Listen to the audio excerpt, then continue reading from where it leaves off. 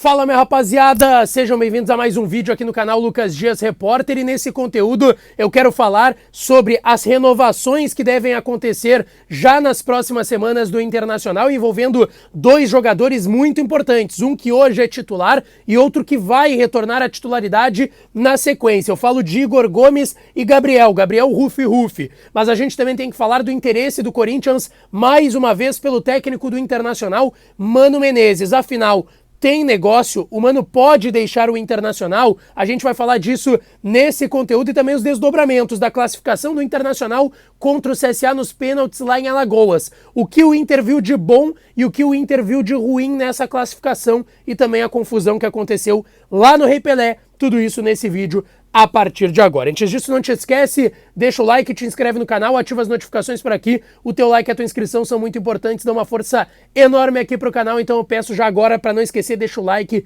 e te inscreve no canal e manda esse vídeo para quem vocês quiserem, grupos de colorados, grupos da família, enfim, sintam-se à vontade para propagarem esse link e esse conteúdo para mais pessoas virem acompanhar aqui o canal, tá certo? E claro que esse vídeo e todos os outros com o apoio da KTO, KTO.com.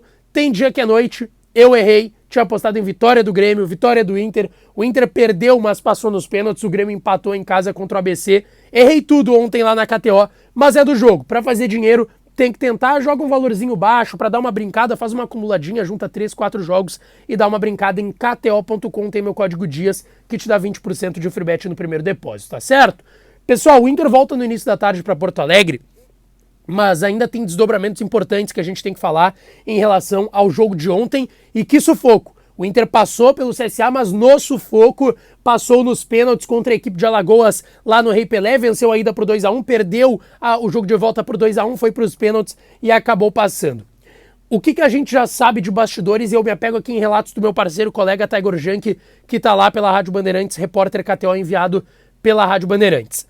Muita festa, tá? O Mano tava dando coletivo, os jogadores dava pra ouvir eles no vestiário comemorando muito.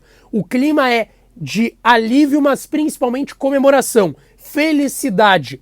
E se acredita nos bastidores que, por mais que a atuação não tenha sido das melhores e o Inter tenha passado um sufoco desnecessário, saiu perdendo, teve que empatar, depois tomou mais um e teve que ir pros pênaltis para passar pelo CSA lá no Rei Pelé, uma equipe muito mais fraca que o Internacional, é óbvio. Ainda assim o sentimento é de felicidade, principalmente, e o Inter está se apegando muito no fato de ter se classificado mais do que ter se classificado da forma que foi nos pênaltis contra uma equipe mais fraca, como eu disse. E também se acredita que isso faz parte da virada de chave do Internacional. A gente tem que falar, o Inter vinha de 5 disputas de pênalti desde 2019 que o Inter não ganhava, que foi na Copa do Brasil contra o Palmeiras, aquela disputa no Beira-Rio. Então fazia muito tempo que o Inter caía em penalidades e o torcedor sabia que não ia dar certo, que o Inter não ia passar de fase.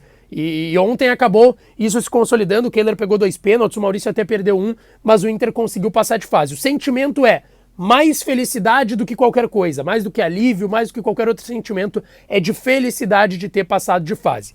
Mas teve uma cena lamentável, e aí vocês viram já o vídeo circulando nas redes sociais, de uma pessoa, membro da segurança do Internacional, acabou indo para um confronto com torcedores do CSA. O Inter divulgou uma nota depois, e eu quero esclarecer aqui para vocês, tá? O vestiário do Internacional era muito próximo do acesso da torcida do CSA, é um estádio acanhado, o Rei Pelé, não é um estádio pequeno, mas acanhado, eu digo em estrutura, uma coisa é pertinho da outra, enfim, e acaba propiciando, infelizmente, algo do tipo. E aí torcedores do CSA tentaram invadir o vestiário do Internacional, inclusive o Felipe Becker, vice de futebol do Internacional, acabou sendo agredido por alguns torcedores, ele não teve que ir para o hospital, enfim, até não tenho detalhes sobre o estado, se acabou tendo algum corte, alguma fratura, enfim, o que sei é que não foi nada muito grave em relação ao vice de futebol do Inter, mas ele acabou sendo agredido por esses torcedores do CSA que tentavam invadir o vestiário do Internacional. E aí, os seguranças do Internacional, um em específico que pelo menos é o do vídeo, acaba indo para o confronto com torcedores do CSA, e aí o Inter deixou claro, publicou uma nota que partiu dos torcedores do CSA a agressão contra dirigentes e tentando invadir o vestiário do Internacional após a classificação do Inter na Copa do Brasil. Inter classificado, 3.300.000 reais, Pix pago pela CBF para o Inter, que está nas oitavas de final da Copa do Brasil, tá certo? O Mano falou depois, exaltou a classificação, mas a gente tem que falar do Mano no âmbito fora de campo, extra campo, fora das 4 linhas. Corinthians, vocês viram, acabou e o Cuca pediu para sair por lá, toda a situação que envolvia o caso de Berna, enfim. O Corinthians está procurando técnico e antes do anúncio do Cuca a gente já falava que o nome ventilado nos bastidores do Corinthians era o do Mano. Apesar do Galo ter feito um contato pelo Mano, o Corinthians ainda não tinha feito, mas como eu disse, o nome tinha surgido nos bastidores. Agora, mais uma vez, o nome do Mano surge nos bastidores do Corinthians. O Corinthians fez já uma proposta pro Tite, que foi recusada, esse técnico da Seleção Brasileira de Copa do Mundo, que quer trabalhar na Europa, enfim, não quer voltar pro futebol brasileiro, pelo menos não agora. E aí o nome do Mano surge, mais uma vez, com muita força lá no estado de São Paulo. O ponto é, o Mano já confirmou para algumas pessoas e alguns colegas jornalistas, eu vi que o Ricardinho Martins, se eu não me engano, ele está ainda na TNT Sports, conversou com o Mano. Algumas pessoas que eu conversei nos bastidores e que são próximas do Mano e também do staff do Mano, garantem. O Mano não quer sair do Internacional. Essa é uma informação que eu já tinha dado aqui no canal, mas eu reitero para vocês. O Mano não quer sair do Internacional, mesmo que haja interesse do Corinthians, mesmo que ele tenha um carinho pelo Corinthians, já trabalhou lá em 2 vezes, na reestruturação do Corinthians com o Ronaldo lá naquela Série B.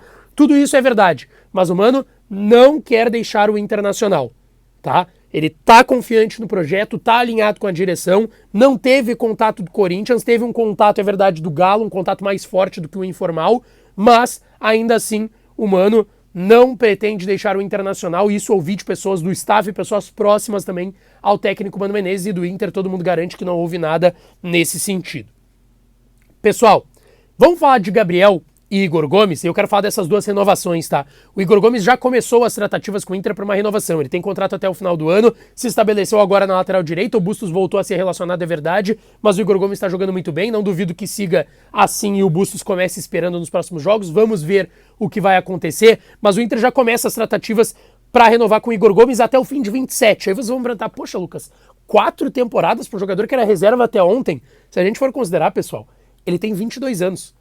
O Igor Gomes é muito novo, ele tem só 22 anos, ele teve lesão séria lá no Barcelona antes de chegar no Inter, ficou muito tempo no banco sem ser aproveitado até agora, e aí no fim das contas deu certo. Aí vocês podem julgar, é um erro de avaliação do Inter, era um erro técnico dele, era um problema técnico do Igor Gomes, não sei.